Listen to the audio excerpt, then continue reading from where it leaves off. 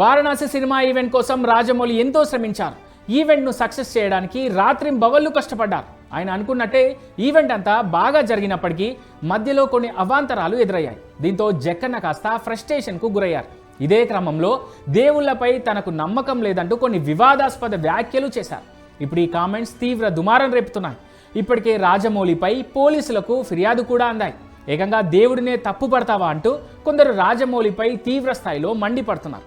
దీనిపై ఇప్పటి వరకు రాజమౌళి కానీ అటు వారణాసి టీం కానీ అధికారికంగా స్పందించలేదు.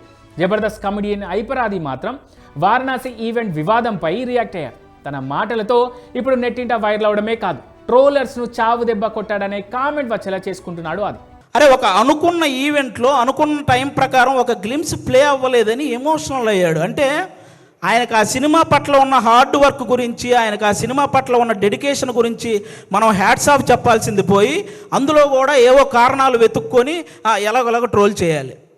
అక్కడ తప్పు జరగలేదు. అసలు ఆయన బేసిక్గా నాకు రామాయణం మహాభారతం అంటే చాలా ఇష్టం అని చెప్పిన వ్యక్తి.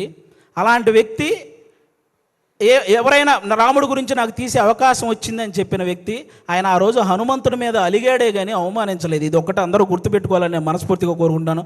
రీసెంట్గా ప్రియదర్శి సినిమా ప్రీ రిలీజ్ ఈవెంట్కు హైపరాది హాజరయ్యారు. ఈ క్రమంలోనే ట్రోలర్స్ పై విరుచుకుపడ్డాడు జబర్దస్త్. ఇష్టం వచ్చినట్టు డైరెక్టర్లు హీరోలపై ట్రోల్ చేయడం చాలా దారుణమని తన స్టైల్లో పంచులతో చెప్పుకొచ్చాడు. హీరోల మీద ట్రోలింగ్ చేయడం వల్ల, ఇంతమంది స్టార్ హీరోల మీద ట్రోలింగ్ చేయడం వల్ల రేపొద్దున తెర మీద వాళ్ళు హీరోయిజం చూపించినా అది చాలా కామెడీగా అయిపోతుంది నార్మల్ జనాలకు చూసే వాళ్ళకి. అందుకే ఆ హీరోయిజం ఫెయిల్ అవుతుంది కాబట్టే సినిమాలు ఫెయిల్ అవుతున్నాయి. అరే, 100 కోట్లు ఖర్చు పెడుతున్న ప్రొడ్యూసర్లు ఒక పక్క ఒక సినిమా హిట్ అయితే ఇంటికెళ్ళి మా అమ్మ నాన్నకి చెప్పుకుంటామని వెయిట్ చేస్తున్న డైరెక్టర్లు, ఒక సక్సెస్ వస్తే కానీ ఇంకో సినిమాలో మళ్ళీ కంటిన్యూ చేయరు అని ఆశపడే టెక్నీషియన్స్, అరే ఫ్యామిలీస్ని వదిలేసి అభిమానుల కోసం హిట్ ఇవ్వాలని చెప్పి కష్టపడుతున్న హీరోలు, ఒక సినిమా హిట్ అయితేనే జీతం పెరుగుతుందనే ఆశించే సినిమా కార్మికులు, ఇంతమంది కష్టాన్ని ఒక చిన్న నెగిటివిటీ ట్రోలింగ్తో మీరు కంప్లీట్గా దాన్ని చంపేస్తున్నారు. ఒక్కరు కాదండి, అసలు ట్రోలింగ్ అంటే ఇప్పుడు మీరు బ్రహ్మానందం గారి రియాక్షన్స్తో మీరు ట్రోల్ చేస్తారు, అవి మేము కూడా నవ్వుకుంటాం, అందరూ నవ్వుకుంటారు.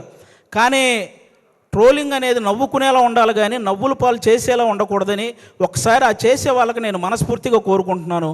అలా ఇంకెప్పుడూ కూడా ఇంతమంది లెజెండ్స్ ఎంతో సాధించి ఇక్కడ వరకు వచ్చారు, వాళ్ళని అంత ఈజీగా నెగిటివ్ చేసే ప్రయత్నం చేయకండి అని వన్స్ అగైన్ నేను మనస్ఫూర్తిగా కోరుకుంటున్నాను.